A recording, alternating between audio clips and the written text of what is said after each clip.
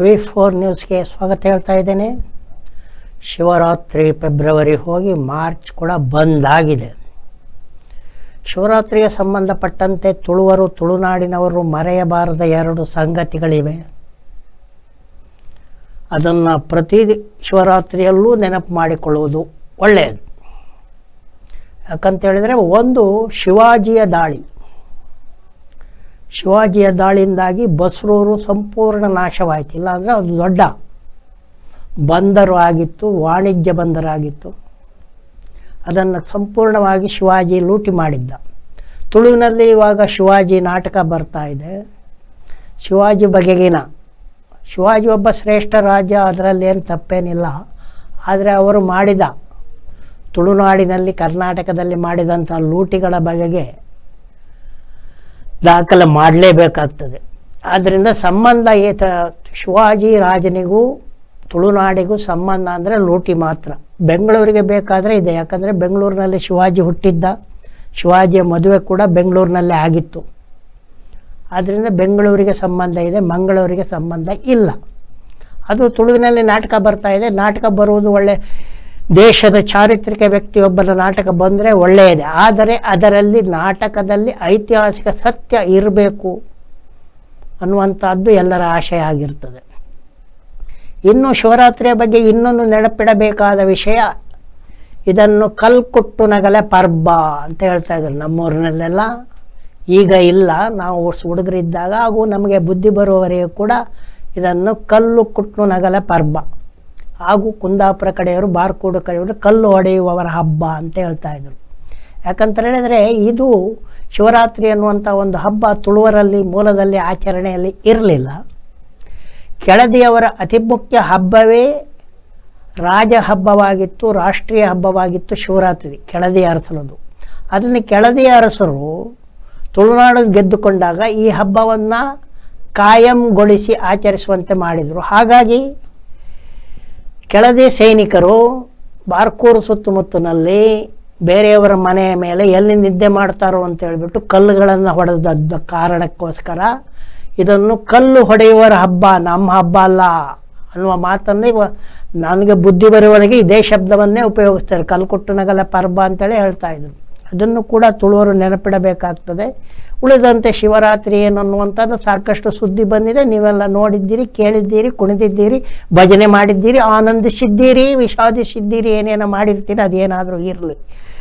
ಇನ್ನು ಏನೇನು ವಿಶೇಷ ಇದೆ ಅಂತೇಳಿದರೆ, ಇವಾಗ ಉತ್ತರಾಖಂಡದ ಚಮೋಲಿ ಜಿಲ್ಲೆಯ ಮಾಣಾ ಗ್ರಾಮದಲ್ಲಿ 57 ಗಡಿ ರಸ್ತೆ ನಿರ್ಮಾಣದ ಕಾರ್ಮಿಕರು ಮಂಜು ನದಿಯ ಸೆಳೆತಕ್ಕೆ ಸಿಕ್ಕಿದ್ರು. ಅದರ ಜೊತೆಗೆ ಸಾಕಷ್ಟು ಮಂಜು ಬೀಳ್ತಾ ಇರೋದ್ರಿಂದ 300 ರಸ್ತೆಗಳು, 200ಕ್ಕೂ ಹೆಚ್ಚು ರಸ್ತೆಗಳು ಮಂಜುಗಳಿಂದ ಮುಚ್ಚಿ ಹೋಗಿ ರಸ್ತೆ ಬಂದ್ ಆಗಿದೆ. ಅದರ ಜೊತೆಗೆ 57 ಕಾರ್ಮಿಕರು ಮಂಜು ನದಿ ಜಾರಿ ಬಿದ್ದುದರಿಂದ ಅದರಡಿಗೆ ಸಿಕ್ಕಿದ್ದಾರೆ. ಹಾಗೂ ರಾಜ್ಯ ವಿಪತ್ತು ನಿರ್ವಹಣಾ ಪಡೆ ಮತ್ತು ಬಾರ್ಡರ್ ಸೆಕ್ಯೂರಿಟಿ ಸೈನಿಕರು ಸೇರಿಬಿಟ್ಟು ಅದರಲ್ಲಿ 37 ಜನರನ್ನು ಈಗಾಗಲೇ ರಕ್ಷಿಸಿದ್ದಾರೆ. ಉಳಿದವರನ್ನು ರಕ್ಷಿಸುವ ಪ್ರಯತ್ನ ನಡೆದಿದೆ. ಆದರೆ ಅಲ್ಲಿ ಸಾಕಷ್ಟು ಮಂಜು ಸುರಿಯುವುದು ಮತ್ತು ಮಂಜು ನುಗ್ಗಿ ಬರುವುದರಿಂದಾಗಿ ರಕ್ಷಣಾ ಕಾರ್ಯಾಚರಣೆ ಅಷ್ಟು ಸುಲಭವಾಗಿ ನಡೆಯುತ್ತಿಲ್ಲ ಎನ್ನುವಂಥದ್ದು ಒಂದು ವಿಶೇಷ. ಹಾಗೂ ಇನ್ನೂ ಕೂಡ ಬಿಸಿಗಾಲ, ಇಲ್ಲಿ ಸಾಕಷ್ಟು ಬೇಸಿಗೆ ಬಿಸಿಗಾಳಿ ಇದ್ದಾಗಲೂ ಕೂಡ ಹಿಮಾಲಯದಲ್ಲಿ ಈಗ ಬೀಳ್ತಾ ಇರುವಂಥ ಮಂಜು ಮತ್ತು ಸಾಕಷ್ಟು ಅನಾಹುತಗಳನ್ನು ಮಾಡಿದೆ ಅಂತ ಹೇಳ್ತಾರೆ. ಹಾಗೂ ಇತ್ತೀಚಿನ ದಿನಗಳಲ್ಲಿ ಎಲ್ಲ ಕಡೆ ದುರಂತಗಳ ಸರಮಾಲೆಯೇ ನಡೆಯುತ್ತಿದ್ದು, ಆಂಧ್ರದಲ್ಲಿ ಶ್ರೀಶೈಲಂ ಸಂಪರ್ಕದ ಸುರಂಗದಲ್ಲಿ ಸಿಕ್ಕ 8 ಜನರು ಇನ್ನೂ ಅವರನ್ನು ತೆಗಿಲಿಕ್ಕೆ ಸಾಧ್ಯವಾಗಿಲ್ಲ ಅಂತ ಹೇಳುವಂಥದ್ದು ಕೂಡ ಇದರಲ್ಲಿ ಸೇರ್ತದೆ. ಇನ್ನು ಮೇಲೆ ಸ್ವಲ್ಪ ಹುಷಾರಾಗಿರಬೇಕಾಗ್ತದೆ. ಯಾಕಂತೇಳಿ ಇನ್ನು ಮೇಲೆ ಮಹಿಳಾ ಪೊಲೀಸರು ಬೈಕ್ನಲ್ಲಿ ಬಂದು ನಿಮ್ಮನ್ನು ಲಬಕ್ ಅಂತ ಹಿಡಿಯಬಹುದು. ಮೈಸೂರಿನಲ್ಲಿ ಪೊಲೀಸ್ ತರಬೇತಿ ಶಾಲೆ ಇದೆ. ಅಲ್ಲಿ ಈಗ 264 ಮಹಿಳೆಯರು, ಪೊಲೀಸು ಮಹಿಳೆಯರು ಬೈಕ್ ಓಡಿಸುವುದನ್ನು, ಬೈಕ್ ಹಾರಿಸುವುದನ್ನು, ಬೈಕ್ನಲ್ಲಿ ನುಗ್ಗುವುದನ್ನು, ಬೈಕ್ನಲ್ಲಿ ಬಂದು ಲಬಕ್ಕ ಹಿಡಿಯುವುದನ್ನು ತರಬೇತಿ ಪಡಿತಾ ಇದ್ದಾರೆ. 20 ಬೈಕ್ಗಳಲ್ಲಿ ಈ ಎಲ್ಲ ಮಹಿಳಾ ಪೊಲೀಸರಿಗೆ ತರಬೇತಿ ನೀಡಲಾಗ್ತಾ ಇದೆ. ಅಲ್ಲಿಯ ಮುಖ್ಯಸ್ಥೆಯಾಗಿರುವಂಥ ಗೀತಾ ಅವರ ಪ್ರಕಾರ ಸಾಕಷ್ಟು ಪ್ರಕರಣಗಳಲ್ಲಿ ಮಹಿಳೆಯರೇ ಹೋಗಿ ಹಿಡಿಬೇಕಾಗ್ತದೆ. ಅಂಥ ಪ್ರಕರಣಗಳಲ್ಲಿ ಮಹಿಳಾ ಬೈಕ್ ಧಾರಣೆಯನ್ನು ಈಗ ಸಾಕಷ್ಟು ಪೊಲೀಸರು ಬೈಕ್ ಓಡಿಸುವ ಪೊಲೀಸರು ಇಲ್ಲದೇ ಇರೋದರಿಂದ ಗಂಡಸರೊಡನೆ ಕಳಿಸಬೇಕಾದ ಅನಿವಾರ್ಯತೆ ಇದೆ. ಅದರ ಬದಲು ಹೆಂಗಸರೇ ನಿಭಾಯಿಸಬೇಕಾದ ಕೇಸ್ಗಳೇ ಹೆಂಗಸರೇ ಬೈಕಲ್ಲಿ ಹೋಗಿ ನಿಭಾಯಿಸುವಂತೆ ಮಾಡುವುದಕ್ಕೋಸ್ಕರ ಈಗ ಬೈಕ್ ತರಬೇತಿಯನ್ನು ಮಹಿಳಾ ಪೊಲೀಸರಿಗೆ ನೀಡಲಾಗ್ತಾ ಇದೆ. 258 ಮಹಿಳಾ ಪೊಲೀಸರು 20 ಬೈಕ್ಗಳಲ್ಲಿ ಸರ್ಕಸ್ ಮಾಡ್ತಾ ನಾನಾ ರೀತಿಯಲ್ಲಿ ಬೈಕ್ಗಳನ್ನು ಚಲಾಯಿಸಿ ಯಾವ ರೀತಿಯಲ್ಲಿ ಕಳ್ಳರನ್ನು ಲಬಕ್ಕನೆ ಹಿಡಿದು ಬರಬೇಕು ಅನ್ನುವಂಥ ತರಬೇತಿ ಪಡೀತಾ ಇದ್ದಾರೆ ಮೈಸೂರಿನ. ಆದ್ದರಿಂದ ನಿಮ್ಮ ಕಡೆಯೂ ಕೂಡ ಮಹಿಳಾ ಪೊಲೀಸರು ಬೈಕ್ನಲ್ಲಿ ಬರಬಹುದು, ಹುಷಾರಾಗಿರಿ ಅಂತ ಹೇಳಬೇಕಾಗ್ತದೆ.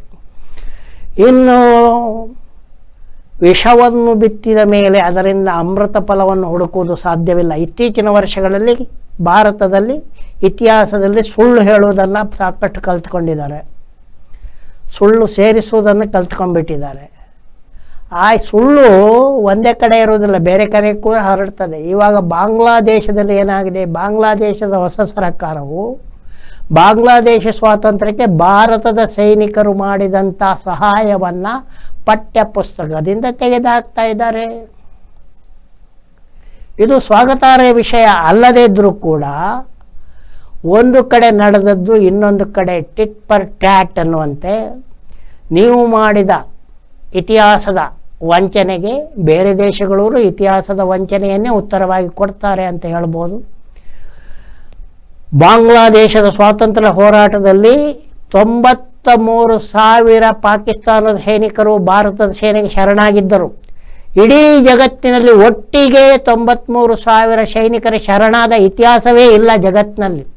ಅಂಥ ಒಂದು ಮುಖ್ಯ ವಿಷಯ ನಡೆದಿದ್ದರೂ ಕೂಡ ಬಾಂಗ್ಲಾದೇಶದ ಪಠ್ಯಪುಸ್ತಕದಲ್ಲಿ ಸ್ವಾತಂತ್ರ್ಯ ಪಠ್ಯಪುಸ್ತಕದಲ್ಲಿ ಭಾರತೀಯ ಸೇನೆಯ ಕೊಡುಗೆ ಇಲ್ಲ ಅಂತ ಬರೀತಾರಂತ ಹೇಳಿದರೆ ಭಾರತೀಯರು ಅದಕ್ಕೆ ನಾಚಿಕೆ ಪಡಬೇಕಾದ ಸಂಗತಿ ಅಂತ ಹೇಳಿ. ಯಾಕೆ ನಾಚಿಕೆ ಪಡಬೇಕು?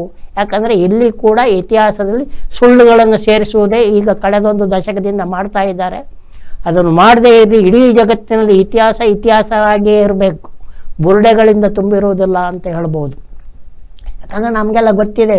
ಲಿಂಗಾಯತರು ಮೊನ್ನೆ ಸೇರಿದ್ರು, ಬೆಂಗಳೂರಿನಲ್ಲಿ ಸೇರಿದಾಗ ವೀರಶೈವ ನಮಗೆ ಬೇಕಾಗಿಲ್ಲ, ಲಿಂಗಾಯತ ಶಬ್ದವನ್ನೇ ಉಳಿಸ್ಕೊಳ್ಳುವ ಅಂತ ಹೇಳಿದರು. ಆದರೆ ವೀರಶೈವ ಶಬ್ದವನ್ನೇ ತೆಗೆದು ಬರೇ ಲಿಂಗಾಯತ ಅಂತ ಉಳಿಸ್ಕೊಂಡಿದ್ರೆ ಆಗೋದಿಲ್ಲ. ಬಸವಣ್ಣನವರು ಯಾಕೆ ಹೋರಾಟ ಮಾಡಿದರು? ಕಲ್ಯಾಣದಲ್ಲಿ ಬಸವಣ್ಣನವರು ಯಾಕೆ ಓಡಿಸಿದರು? ಅಲ್ಲಿದ್ದ ಶರಣರನ್ನು ಕೊಂದವರು ಯಾರು? RSSನ ಕಡೆ ದಾಳಿಕೋರರು ಕೊಂದರು ಅಂತ ಹೇಳ್ತಾರೆ. ಯಾವ ದಾಳಿಕೋರರು ಕೊಂದಿಲ್ಲ. ವೈದಿಕ ಹಿಂದೂಗಳು ಲಿಂಗಾಯತರನ್ನು ಬೇರೆ ಧರ್ಮದವರನ್ನು ಕೊಂಡಿದ್ದಾರೆ. ಹಾಗೂ ಬ್ರಾಹ್ಮಣ ಮತ್ತು ದಲಿತರ ನಡುವೆ ಮದುವೆ ಆಯಿತು ಎನ್ನುವಂಥ ಕಾರಣಕ್ಕೋಸ್ಕರ ಕೊಂದಿದ್ದಾರೆ. ಹಾಗೂ ಲಿಂಗಾಯತ ಧರ್ಮ ಪ್ರತ್ಯೇಕವಾಗಿ ಸ್ಥಾಪನೆ ಆಗ್ತದೆ ಎನ್ನುವ ಕಾರಣಕ್ಕಾಗಿ ಕೊಂದಿದ್ದಾರೆ ಮತ್ತು ಓಡಿಸಿದ್ದಾರೆ. ಹಾಗೂ ಶರಣ ಸಾಹಿತ್ಯವನ್ನು ಸುಟ್ಟಿದ್ದಾರೆ. ಇದು ಇತಿಹಾಸ. ಇಂಥ ಇತಿಹಾಸವನ್ನು ಮುಚ್ಚಿ ಹಾಕೋದ್ರಲ್ಲಿ ಯಾವುದೇ ಇದು ಇಲ್ಲ ಅಂತ ಹೇಳ್ಬೋದು. ಇನ್ನು ಯಥಾ ಪ್ರಕಾರ ಭಾರತದ ಹಣಕಾಸಿನ ಸ್ಥಿತಿ ಕಳೆದ 3 ತಿಂಗಳ ಹಣಕಾಸಿನ ಸ್ಥಿತಿಯನ್ನು ಅಧ್ಯಯನ ಮಾಡಿದಾಗ ಅಲ್ಲಿ ನಮ್ಮ ಏನು ಇದೇ 6.2ಕ್ಕೆ ಕುಸಿತ ಕಂಡಿದೆ. ಇದೇ ಕ್ವಾರ್ಟರ್ನ ಕಳೆದ ಅಧ್ಯಾಯದಲ್ಲಿ 9.5% GDP ಬೆಳವಣಿಗೆ ಇತ್ತು. ಅದಿವಾಗ GDP ಬೆಳವಣಿಗೆ 6.3ಕ್ಕೆ ಕುಸಿದಿದೆ. ಇದನ್ನು ನಾನು 2 ಪತ್ರಿಕೆಗಳಲ್ಲಿ ನೋಡಿದೆ. ಒಂದು ಪತ್ರಿಕೆಯಲ್ಲಿ ಕುಸಿದದ್ದು ಮಾತ್ರ ಹಾಕಿದ್ದಾರೆ, ಇನ್ನೊಂದು ಪತ್ರಿಕೆಯಲ್ಲಿ ಕುಸಿದದ್ದು ಸುದ್ದಿಯೇ ಇಲ್ಲ.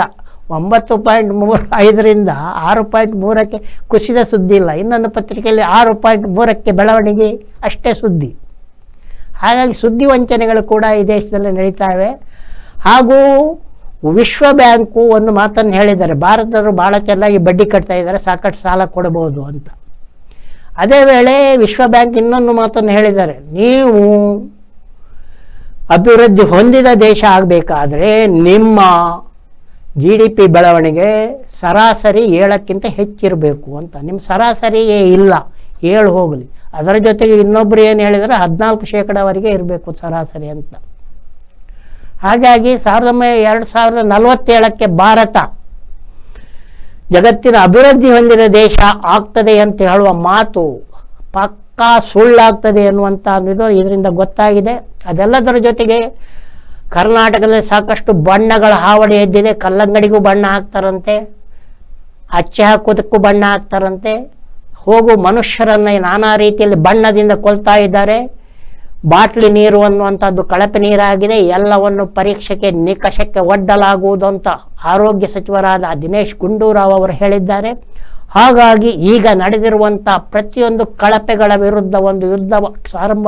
ಈಗಾಗಲೇ ಸಾಕಷ್ಟು ಔಷಧಿಗಳು, ಮನುಷ್ಯರನ್ನು ರಕ್ಷಿಸಬೇಕಾದ ಔಷಧಿಗಳು ಜೀವಮಾರಕವಾಗಿ ಕಳಪೆ ಅನ್ನುವುದು ಗೊತ್ತಾಗಿದೆ. ಅದನ್ನು ನಿಲ್ಲಿಸುವಂತೆ ದಿನೇಶ್ ಗುಂಡೂರಾವ್ ಅವರು ಕೇಂದ್ರ ಸರ್ಕಾರಕ್ಕೆ ಪತ್ರ ಬರೆದರು. ಅದು ಏನಾಯ್ತು ಅಂತ ಗೊತ್ತಾಗಿಲ್ಲ. ಅದರ ಜೊತೆಗೆ ಈಗ ನೀರಿನ ಪರೀಕ್ಷೆ ಇತ್ಯಾದಿ ಪರೀಕ್ಷೆ ಮಾಡಿ ನೋಡಿದ್ರೆ ಕಲಬೆರಕೆ ಮತ್ತು ಕಳಪೆ ಎನ್ನುವಂಥದ್ದು ಮನುಷ್ಯನನ್ನು ಕೊಲ್ತಾ ಇದೆ. ಆರೋಗ್ಯ ಮಂತ್ರಿಗಳಾದ ಆ ಬಗೆಗೆ ನಿಗಾ ವಹಿಸುವುದು ಅತ್ಯಗತ್ಯವಾಗಿದೆ. ಅವರು ನಿಗಾ ವಹಿಸ್ತಾ ಇದ್ದಾರೆ. ಮುಂದೆ ಏನಾಗ್ತದೆ ಅಂತ ಹೇಳಲಿಕ್ಕೆ ಬರೋದಿಲ್ಲ ಎನ್ನುತ್ತಾ ಕಡೆ ಕಾರಣಕ್ಕೆ ಒಂದು ವಿರಾಮನ ಹಾಕಿ ನೋಡ್ತಾ ಇರಿ V4 ನ್ಯೂಸ್ ಚಾನಲ್ ಹಾಗೂ ನಮ್ಮ ಯೂಟ್ಯೂಬ್ ಚಾನಲ್ಗೆ ತಾವೆಲ್ಲ ಸದಸ್ಯರಾಗಿ ಎಂದು ಹೇಳುತ್ತಾ ಮಾಡ್ತಾ ಇದ್ದೇನೆ ತಮಗೆಲ್ಲ ಒಂದು ದೊಡ್ಡ ನಮಸ್ಕಾರ.